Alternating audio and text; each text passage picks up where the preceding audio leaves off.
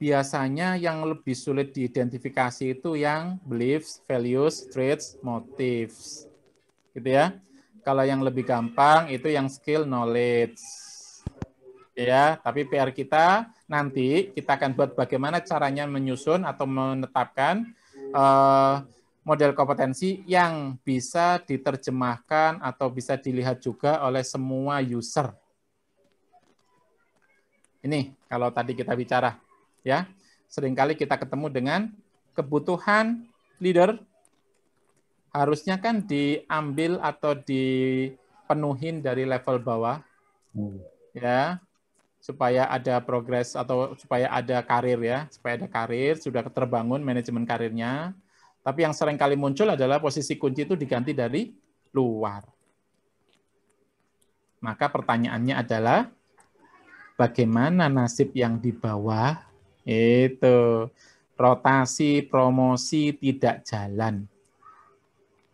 Apa yang membuat kompetensi jabatan yang dibutuhkan untuk posisi tersebut? Apakah pelatihan kinerja atau kompetensi yang dimiliki dapat diukur atau dipertimbangkan? Atau apakah pelatihan atau kinerja berpengaruh pada karir di masa depan? Kalau nggak dijaga dengan talent management, maka orang bagus kita akan keluar. Gitu ya Bapak Ibu. Nah, seharusnya bagaimana? Seharusnya akan digantikan oleh posisi di atas. Latar belakangnya apa? Belum adanya standar kompetensi di setiap jabatan. Kursinya yang tadi disampaikan di awal, kursinya itu belum jelas. Itu harus bagaimana kursi itu. Gitu ya. Terus belum adanya succession plan. Terus dirasakan rendahnya organization capability. Berarti teman-teman, Bapak Ibu, punya standar kompetensi itu akan menjadi trigger utama atau driver utama menuju penguatan organization capability. Ya. Karena apa? Karena kalau kita sudah nguatin nih, atau kalau rumah gitu ya temboknya sudah kuat, terstandarisasi, pintu, jendela, lantai, atap, dan lain sebagainya, maka kapabilitas dari rumah tersebut itu akan kuat. Kalau itu nggak kuat, asal-asalan, yang tembok ngerjainnya bagaimana, yang lantai ngerjainnya bagaimana, dan sebagainya, tanpa ada standarisasi, asal jadi sebuah organisasi, mohon maaf, gitu ya, bisa jadi akan jalan di tempat. Demikian Bapak Ibu. Oke. Jadi kalau kita bicara mengenai objektif, kita akan memenuhi dan mengembangkan kompetensi individu, karena di situ sudah ditetapkan dalam job desk, meningkatkan kinerja karyawan dalam usaha mencapai target, meningkatkan efisiensi, efektivitas, dan kemampuan perusahaan. Saya mau sedikit nyulik dari materinya Mas Hidayat Mufti, gitu ya, master saya. Punten, Mas Mufti. Jadi kalau kita bicara di awal, yang namanya organisasi, awal sekali, maka kita harus tahu tuh yang namanya, kita mau buat organisasi untuk jadi apa sih? Untuk apa sih? Oke, ada purpose. Kemudian kita tetapkan tuh. Terus visinya mau kemana? Visinya mau jadi apa gitu ya? Oh, mau jadi yang pertama, mau jadi yang terdepan, mau yang jadi terkuat, mau jadi yang terhandal dan lain sebagainya. Silakan. Ya, baru ada misi. Cara untuk menuju visi, cara untuk mencapai visi gitu ya. Nah, dari situ akan muncul destination statement. Berarti harus ada parameter untuk menjadi yang terdepan itu apa saja yang harus ada. Setelah itu apa? Kita kenali bisnis proses. Ayo kita duduk bareng nih, bisnis proses kita bagaimana gitu ya. Ya, saya pada saat di JobsDB, saya sempat berinteraksi dengan salah satu konsultan untuk ngebahas mengenai bisnis proses. Ternyata baru ketahuan produknya JobsDB itu apa sih? Oh, itu kita baru tahu kalau kita itu salah menerjemahkan produk. Ya, teman-teman. Cara salah menerjemahkan produk. Produknya JobsDB itu di awal adalah apa? Jualan, space, lowongan. Gitu kan? Padahal sebenarnya yang dibeli oleh customer itu bukan space lowongan. Yang ingin diharapkan dari customer adalah berapa jumlah kandidat yang bisa yang masuk sesuai kualifikasi. Salah produk, akhirnya waktu itu kita bongkar sudah, ya kita buat lagi. Artinya apa? Harus ada penguatan SDM terhadap para pencari kerja. Supaya apa? Supaya ketika perusahaan itu cari orang, mereka-mereka ini akan cukup bisa memenuhi kualifikasi. Caranya gimana? Diperbanyaklah waktu itu informasi tentang pendidikan ke-HRD-an, ada training tentang ke-HRD-an, itu yang akhirnya dibangun. Sampai waktu itu kita buat, setiap kali kandidat atau yang masuk, kita buat personality profiling. Sampai di situ. Ya, karena memang apa? Kita pingin orang-orang ini punya kualifikasi dan ketika diminta oleh sebuah perusahaan itu sesuai. Gitu, ya. Dari bisnis proses muncullah di situ struktur organisasi, apa saja jabatan-jabatan yang dibutuhkan. Dari jabatan-jabatan yang dibutuhkan kita buat analisa jabatan sampai menuju job desk. Ingat loh ya, kita masih bicara job desk, belum pemegang job desk. Harus dibedakan. Jadi kalau kita buat proses itu, kita belum melihat orangnya. Kita masih melihat apa? Kita masih lihat bahwa, oh organisasi saya ini akan bagus kalau diisi jabatan yang seperti ini. Jabatan yang harus mampu ini, jabatan yang mampu ini, jabatan yang mampu ini. Tuh ya. Kemudian dari jabatan yang mampu tadi, kita punya orang. Cocok enggak, matching enggak antara job dan pemegang job. Makanya tadi disampaikan, kursinya kita punya, itu sudah clear apa belum. Sehingga kalau belum clear, kita itu kadang-kadang kesulitan nyari orang. Wong yang clear aja kita masih kesulitan, apalagi yang nggak clear. Gitu. Tuh, baik. Ini saya kayak marah-marah. Enggak ya, mohon maaf ya. Ini materinya lumayan padat, jadi saya kadang-kadang ngejosnya tuh kan. Tolong Mbak Vivin kalau saya kecepatan suruh ngerem Pak, rem gitu ya. Nah, nanti saya akan sign kiri ya untuk minggir sebentar gitu Mbak. Oke Bapak Ibu. Baik ya, kalau kita bicara value system apapun kalau saya memang acuannya di value, saya memang penganut valueitas gitu ya. Jadi saya itu sangat concern dengan value. Karena itu buat saya menjadi satu modal buat seseorang itu bisa maju gitu ya. Nah, PR besarnya adalah banyak teman-teman saya yang masih belum melakukan bagaimana value itu dijadikan sebagai kompetensi yang lebih rigid, detail, dan bisa dimaknai oleh semua pihak. Oke. Ini prosesnya kalau biasanya menggunakan waktu itu saya sempat ada di dalam sebuah project untuk menyusun value ini, gitu ya, itu butuh waktu 4 hari, ya. Untuk menyusun value itu kita butuh waktu 4 hari, ngumpulin semua manajer seluruh cabang, seluruh plan, masukin ke kawah Chandra di muka, gitu ya. Nggak boleh kemana-mana, sudah dipojokin sana di ujung puncak sana, udah nggak kemana-mana. Kalau mau refreshing ada pingpong sama jalan-jalan gitu ya. Oke. Pagi sampai sore istirahat, jam 7 lanjut lagi, itu butuh waktu 4 hari untuk ngebahas ini detailin yang namanya core kompetensi. Ya, sama managerial kompetensi, sama membuat kamusnya juga. Wes asik pokoknya ya, teman-teman. Nah, ujung-ujungnya di hari keempat kita mendatangkan owner, kita mendatangkan pimpinan direktur utama untuk bisa memverifikasi kalau kita punya ini oke apa tidak. Tuh yang kita lakukan. Jadi sampai dengan disetujuinya program penyusunan kompetensi tersebut. Tuh. PR-nya nggak sampai di situ. Nanti diterjemahkan lagi ke masing-masing jabatan. Ini level berapa, itu level berapa.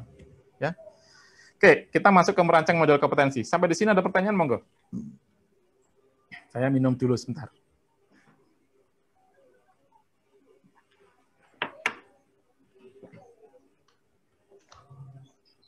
Baik, Bapak Ibu, masih bersama saya kan? Ya. Karena kok saya melihat masuk semuanya tenang. Saya takutnya tiba-tiba saya ditinggal sendirian gitu ya, teman-teman. Baik, merancang model. Yes, siap Mas Novaldi. Ada pertanyaan? Monggo. Nggak ada? Baik, kita lanjut ya. Moderator boleh bertanya tidak ya, Pak? Oh, mau boleh aja sih, daripada nungguin pertanyaan yang lain gitu kan. Mau moderator boleh mewakili yang lain, monggo, silakan. Ini Pak, maksudnya pertanyaan yang menggelitik saya Pak. Mungkin kan yang peserta ini juga banyak yang dari akademisi sama seperti saya gitu Pak ya. Yang tadi seperti Pak Dwi sampaikan bahwa Pak Dwi sedang merancang model kompetensi di universitas, di perguruan tinggi.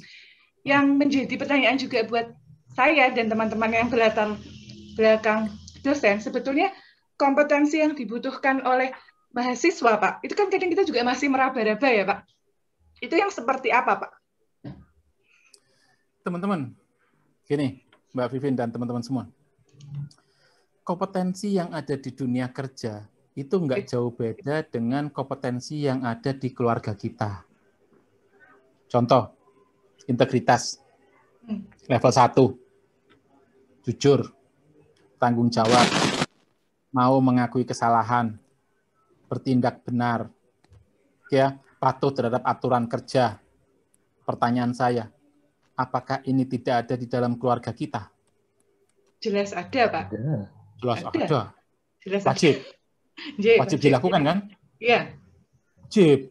Iya. Nah, sekarang apa bedanya kalau itu harus diberlakukan di perusahaan? Apa bedanya kalau itu diberlakukan di sekolah? Oleh karenanya saya bilang level 1 untuk yang di kampus itu adalah bertindak ya normatif lah ya, jujur, disiplin, tepat waktu, taat aturan. Loh itu level 1. Ketika mereka sudah terbiasa di level 1 di kampus, masuk ke perusahaan nggak bingung. Kenapa? Loh, itu loh, lulusan sekolah itu loh. Ternyata apa? Sudah punya kualifikasi level 1 masuk ke perusahaan. Itu yang kita inginkan. Jadi sebenarnya apa bedanya? Nggak ada bedanya dengan yang di masyarakat umum. Kecuali kalau sudah masuk ke level keduanya. Di mana keduanya misalnya nih, untuk yang kedua kita pakai supervisor. Harus apa? Mengelola tim, bisa mengajak rekan kerja atau timnya, anggota timnya untuk selalu patuh pada aturan main. Itu yang level 2-nya. Gitu ya. Kalau level 2 di kampus, punyanya siapa? Pengurus hima, atau mungkin ketua kelas, gitu ya. Kalau di sekolah gitu ya, ketua kelasnya harus punya itu. Itu yang punya. Level 3, manajer. Kalau di kampus, level 3 punya siapa? Guru, gitu. Loh, guru apa? Ya dia harus punya reward and punishment, dia harus bisa ngajarin, dia harus bisa ikut ngawasin, ikut monitor proses budaya itu di kelasnya atau di lingkup kerjanya, di unit kerjanya, di sana itu level 3. Level 4 siapa? Anggap level 4 tertinggi. Owner, kepala sekolah, ketua yayasan, rektor. Level 4 apa itu? Mengambil kebijakan terhadap integritas atau budaya integritas. Itu punyanya owner, betul, sama dengan punyanya kampus. Tetapi jangan salah, meskipun guru dosen level 3, saya akan ngukurnya level 1. Dari level 1 yang akan saya ukur, tepat waktu enggak, integritas enggak, taat aturan apa tidak. Kalau itu gagal, tak turunkan jadi level 0. Ini sudah ngulik, saya meloncat ke dalam nanti materi berikutnya. Tapi nggak apa-apa, Bapak Ibu. Kita kalau bicara loncat-loncat ya, ini mohon maaf nih, saya biasanya kalau di depan kelas itu suka loncat-loncat di depan kelas. Gara-gara kita itu online, jadi saya nggak bisa loncat-loncat. Tapi omongan saya jadinya yang loncat-loncat. Tapi nggak apa-apa ya Bapak Ibu. Semoga bisa dimaknai ya. Saya khawatir, saya loncat sana, loncat sini, ternyata Bapak Ibu, ngapain sih Cak Dwi kayak gitu. Saya khawatir gitu ya. Pak Dwi, ini ada yang bertanya lagi, bisa saya sampaikan? Siap, ayo. Dari Pak Yusuf Wibowo, leveling ini yang mengatur masing-masing perusahaan atau ada sebuah pedoman umum? Mantap. Pak Yusuf, ditunggu sebentar, sabar nggih. Nanti kita akan jelaskan, sekalian ada prakteknya, Pak.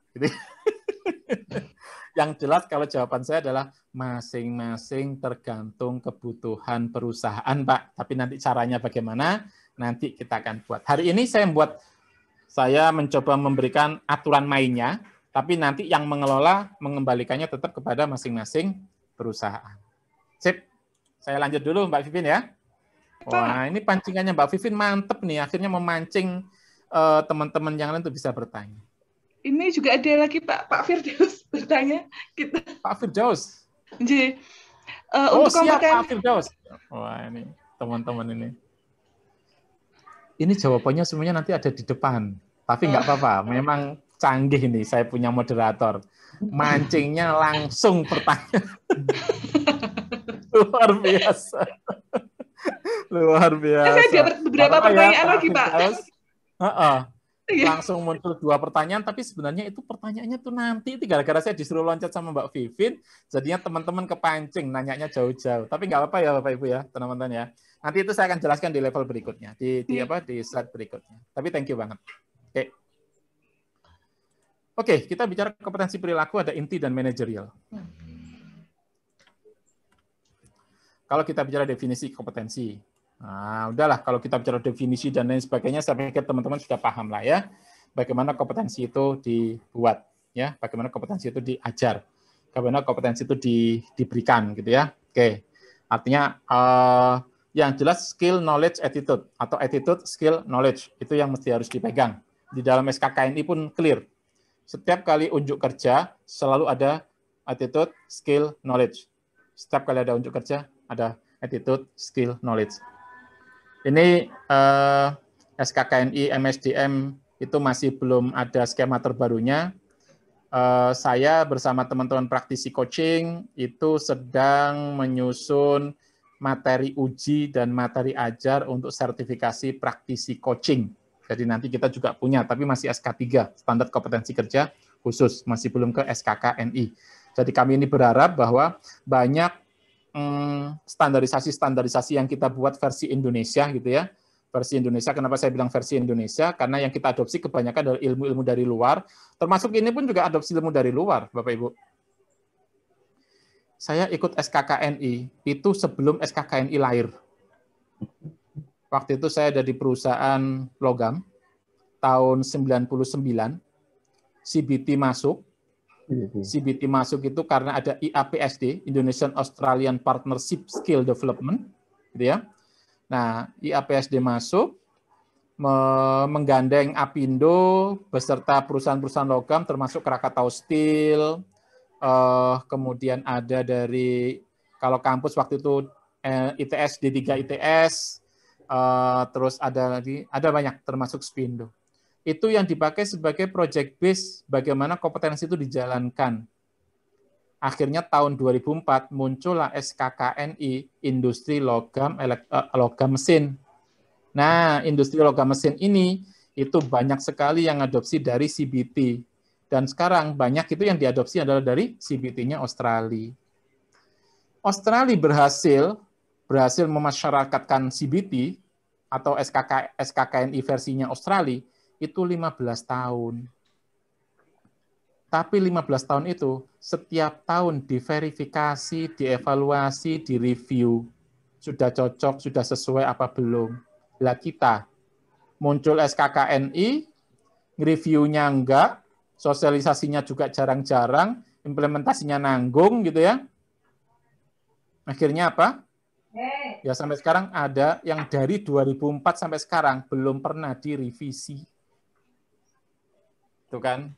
Nah, yuk sekarang kita mulai nih fokus dengan kompetensi kita ya, yang sekarang sudah direvisi juga, makanya sekarang kita sedang memberikan satu pemahaman tentang kompetensi di 149. Bapak Ibu. Oke. Kompetensi dan job desk. Tadi sudah saya sampaikan, job desk itu kan jabatannya. Nah, untuk melaksanakan bagaimana jabatan itu direalisasikan, diimplementasikan, maka akan butuh kebutuhan-kebutuhan kualifikasi, kebutuhan-kebutuhan kompetensi yang mesti harus ada di dalam jabatan tersebut.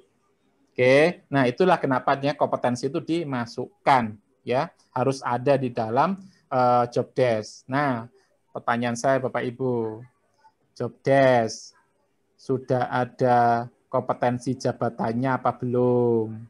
Nah, nanti boleh dijawab masing-masing ya. Kalau sudah, apakah memang sudah terukur kompetensi itu sampai di mana? Atau di level berapa? atau yang harus bagaimana gitu ya. Coba didetilkan. Karena kalau itu detail, semoga ketika kita cari orang itu lebih terarah. Semuanya cara mandangnya sama, HR juga cara mandangnya sama, user juga cara mandangnya sama. Gitu Bapak Ibu. Ya, supaya clear. Oke. Nah, ini kalau kita tipe-tipe kompetensi tadi sudah kita jelaskan. Contoh nih, Bapak Ibu, contoh kompetensi achievement orientation, gitu ya.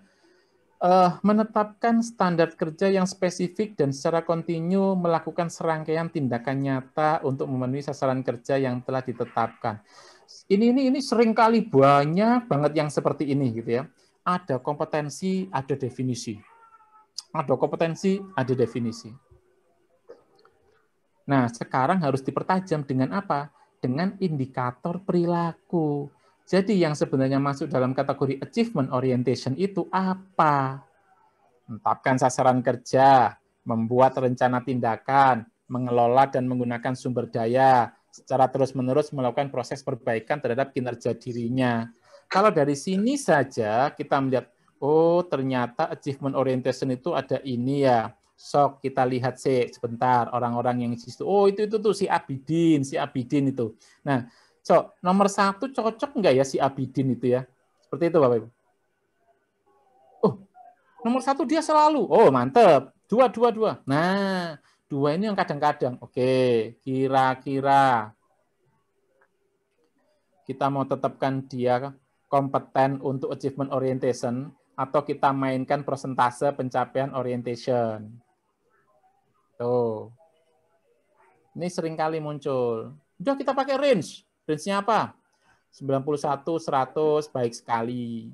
81, 90, baik. Gitu ya. Kita pakai range-nya. Pertanyaan saya, apa yang membedakan 81 dan 82?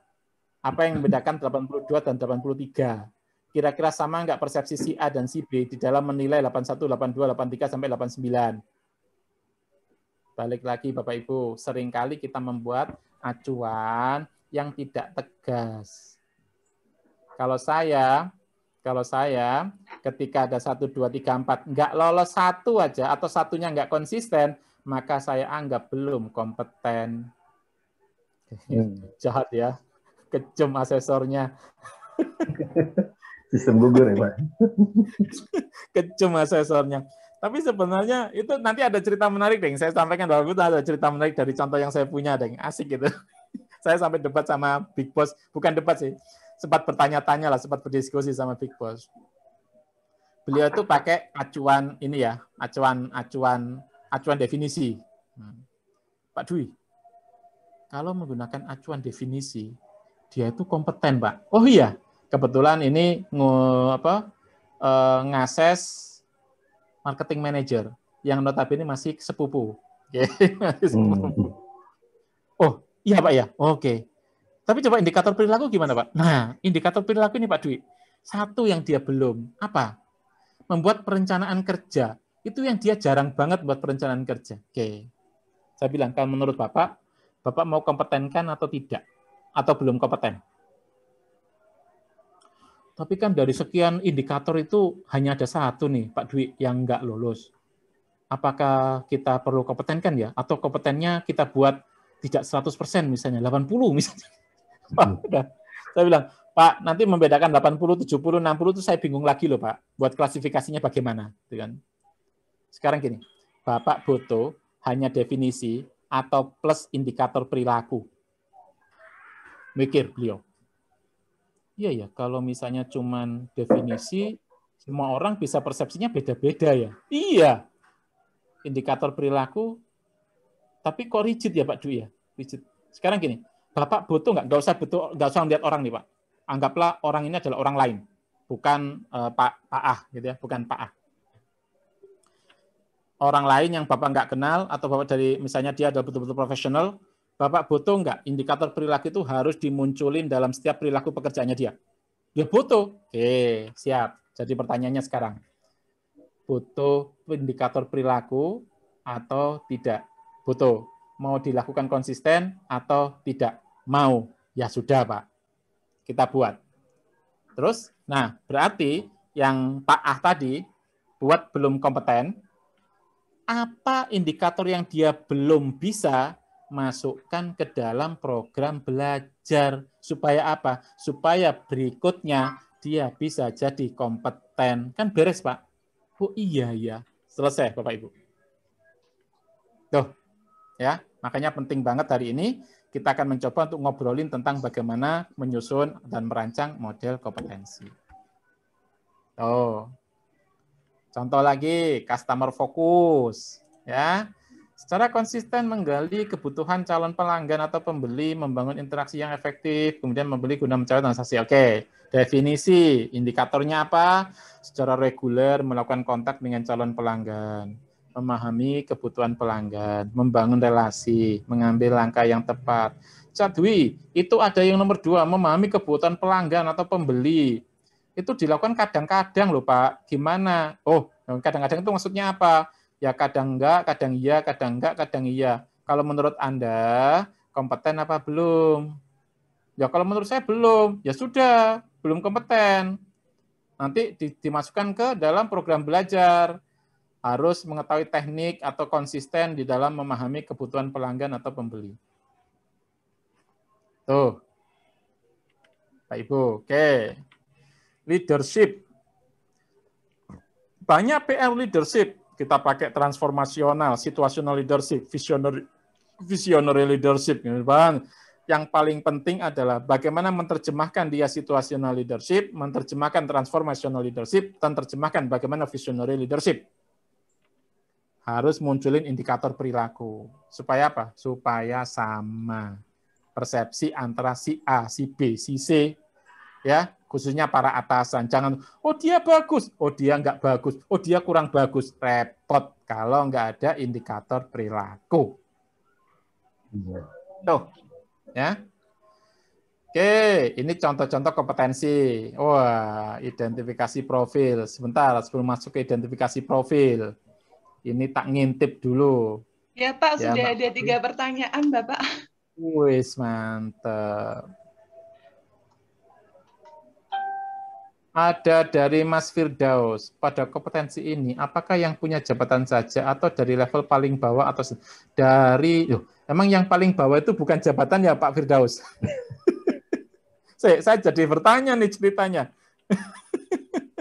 Ya, emang mungkin kalau office... aksesoris Pak. Mungkin aksesoris. Janganlah. Sekarang kalau kita punya jabatan... Oh itu makanya, jangan sampai. Kalau kita punya jabatan office boy, emang dia bukan jabatan ya? Artinya, semua yang tercantum di dalam struktur organisasi itu namanya jabatan. Hanya saja ada jabatan itu kan per level. Nah, ya, nanti kita akan ukur, kita tentukan per level, Mas. Ya, kalau tadi definisi yang di atas itu belum dibagi level, nggak apa-apa. Tapi alhamdulillah, Mas Firdaus sempat mikir, loh, kalau ini, terus apakah ini diberlakukan untuk semua? Gitu ya maksudnya ya, kan gitu ya. Indikator itu apakah juga untuk si office boy atau si operator atau si supervisor gitu ya. Oke, good. Kritis ya. Nanti kita akan jelaskan di situ. Luar biasa. Oke. Pak, apakah indikator dalam kompetensi sama yang dimaksud dengan Mas Firdaus ya? Nanti kita akan diskusi. Apakah di kategori leveling? Iya, nanti kita akan buat levelingnya. Gitu. Oke. Ini ada diam. Ini nyuruh saya diam atau gimana? Mungkin baik, sinyal, Mas. Pak. Oh, siap. Maaf. Ya, kok diam. Nah, terus diam, terus saya ngomong apa nih, Mas Engkin? Luar biasa. Ini kalau malam saya harus ngajak guyon ya, teman-teman. Ya, nanti ngantuk nih kalau teman nggak diajak guyon nih ceritanya. Baik. Kita identifikasi profil ya. Kita dari apa? Dari analisa jabatan, job analysis. Itu kita tahu tugas dan tanggung jawabnya. Ya, itu kita bisa bicara di profil juga dari sana. Ya, apa yang dibutuhkan, apa yang nanti akan dimasukkan ke dalam job desk, itu yang harus ada di dalam masuk ke dalam profil kompetensi dari masing-masing jabatan. Good. Oke. Lanjut. Pedoman dalam desain indikator. Ingat ya teman-teman ya, pedoman dalam mendesain indikator perilaku. Tuh, spesifik. Dapat diamati. Ya, dapat diamati. Kemudian diawali dengan kata kerja, merujuk pada perilaku atau behavior. Oke. Contoh. Penuh dedikasi dan memiliki kekuatan internal untuk menyelesaikan tugas. Sok, silakan buat teman-teman, bagaimana cara melihat orang itu penuh dedikasi. Oh, dia itu kalau masuk kerja itu paling pagi, pulangnya paling malam. Apakah itu dedikasi? Kita sepakati dulu nih. Ternyata ada yang melakukan kayak gitu. Hanya karena apa? Karena kalau di rumah dia nggak betah ketemu istrinya, kalau malam biar istrinya tuh udah tiduran. Nah, repot kan? Nah, dedikasi kemana nih ceritanya? Nah, itu teman-teman. Jadi masih belum pas. Nah, yang pas adalah tetap berfokus pada rencana kerja hingga tujuan akhir tugas dapat tercapai. Bisa dilihat itu. Buktinya apa? Nah, lihat itu KPI-nya. Dia tuh pekerjaannya selesai apa enggak? Ada yang pending apa enggak? Bisa dilihat di sana. Tuh, ya. Oke. Lanjut. Fokus. Memiliki kualitas sebagai self-starter, berkeinginan dan bermotivasi kuat untuk berhasil. Nggak bisa diobservasi indikatornya. Orang punya keinginan, punya motivasi kuat itu bagaimana? Saya tipe orang yang mungkin tidak suka pulang malam, tapi kalau berangkat pagi. Kenapa? Karena sudah kebiasaan. Kebiasaan waktu bekerja di Jakarta, saya berangkatnya harus pagi. Karena kalau siangan dikit atau lepas dari subuh gitu ya, maka akan macet di Bekasi Timur, Bekasi Barat. Jadi harus lebih pagi. Balapan sama orang-orang Bekasi. Datangnya lebih pagi, ngerjain kerjaan. Saya bisa karena saking biasa gitu ya, jadi pagi sudah bisa langsung ngerjain kerjaan. Tapi pulangnya, saya nggak mau pulang malam. Justru malah saya bisa lebih mikir kalau sudah di rumah dan kerjanya malam. Itu baru bisa mikir gitu ya. Jadi apakah saya berarti tidak fokus? Nah, ini. Otomatis kita akan masuk ke behavior based. Apa itu?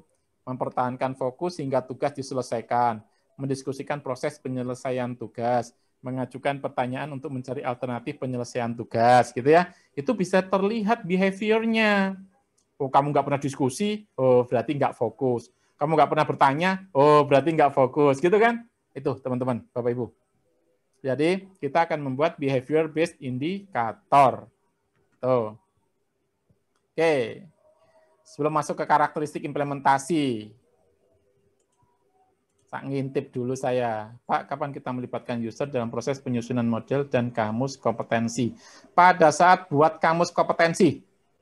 Kalau model kompetensi urusannya HR.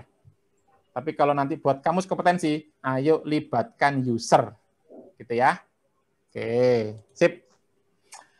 Karakteristik implementasi kompetensi yang berhasil. Pertama, align. Align dengan apa? Dengan visi, strategi, kapabilitas kunci organisasi. Kalau tadi saya sampaikan framework-nya HR, apapun yang di-create oleh HR, oleh pengelola SDM, harus mengacu kepada kebijakan strategi bisnis. Jangan sampai tidak ngikutin strategi bisnis. Nanti HR-nya kemana, perusahaannya kemana. Gitu ya. Oke. Integrasi. Ada di semua fungsi SDM secara komprehensif. Kita bicaranya. Kalau kenapa? Ada dipakai untuk rekrutmen, dipakai untuk selection, placement, karir, performance management system. Tuh, kompetensi akan bisa berhasil. Kalau nggak diintegrasikan dengan itu,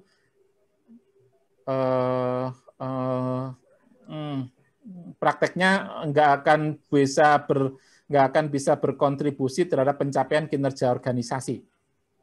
Ya, distribusi standar kompetensinya secara terus-menerus dikomunikasikan dan dipergunakan. Kalau saya itu di perusahaan itu bisa punya 5 bulan ini saya punya promosi terkait dengan integritas level 1 sampai 5 1 sampai 4 tak buatin flyer, banner gitu ya. Nah, banner ini 2 hari ke sini tak pindah ke sono, tak pindah ke sono, tak pindah ke sono. Supaya apa? Supaya mereka tahu mana level 1, 2, 3, 4 dan level 0. Tuh, emang ada level 0? Ada. Nanti tak kasih tahu level 0 itu apa. Oke. Lanjut, self-directed application. Artinya apa? Mudah dipahami oleh setiap karyawan. Oleh karenanya, contoh-contoh perilakunya, jangan contoh-contoh perilaku yang sifatnya terlalu, oh ini loh bagus, dipakai sama perusahaan A, B, C, yang kelasnya kelas di atas kita. Ya, sesuaikan dengan kebutuhan. Oh, kita itu masih mengingatkan tentang disiplin. Disiplinnya ditulis gitu ya. Untuk perusahaan-perusahaan besar, disiplin sudah menjadi sesuatu yang sudah berbudaya, ya itu nggak perlu ditulis lagi. Dia dipakai yang lain boleh, gitu ya. Dan menjadi akulturasi. Artinya apa? Sudah menjadi budaya. Sudah bisa menjadi kebutuhan, bukan lagi kewajiban. Nah, yuk, bedanya kewajiban sama kebutuhan apa? Ayo. Makan itu kebutuhan atau kewajiban? Butuh. Butuh. Ya. Ya. Betul, bukan wajib, kecuali pas pada saat sakit. Wajib. Kenapa? Iya. Biasanya kita nggak mau makan. Jadi antara wajib dan butuh, kalau wajib itu masih harus dipaksa. Kalau butuh itu sudah muncul dari dirinya sendiri. Itu ya, Bapak Ibu. Oke. Good. Sekarang kita mencoba praktek. Ini loh yang ditunggu-tunggu tadi itu. Ya. Ayo, Bapak-Bapak. Bapak Ibu siapkan kopi, jajanan, monggo. Silakan rehat sebentar, kilik-kilik apa gitu ya. Supaya fresh. Ini kita akan masuk ke dalam, ayo kita berpraktek. Kalau nggak berpraktek namanya nggak kompeten. Itu ya Bapak Ibu ya.